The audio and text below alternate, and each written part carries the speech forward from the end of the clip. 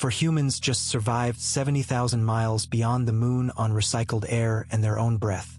The Orion capsule gave them less living space than a large SUV.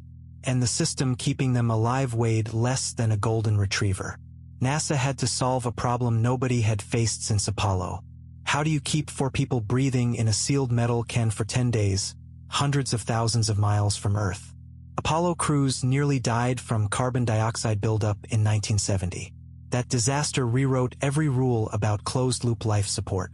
Artemis II inherited those lessons and pushed them further than any crewed spacecraft in history. The crew breathed a controlled atmosphere of 21% oxygen, mirroring sea-level air exactly. But here is where it gets wild. Orion maintained that balance inside a pressure vessel with walls just a few millimeters thick. One microfracture and the pressure differential would pull atmosphere out faster than any seal could compensate. The entire breathable environment for 4 human beings was separated from the vacuum of space by something thinner than your thumbnail. Carbon dioxide is the silent killer in a sealed cabin. You exhale it constantly, and in a small volume it reaches dangerous concentrations in hours. Orion used lithium hydroxide canisters to chemically scrub CO2 from cabin air.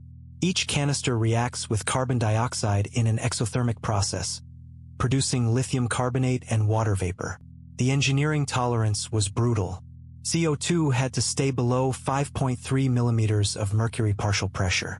Exceed that threshold and cognitive function begins degrading within 20 minutes.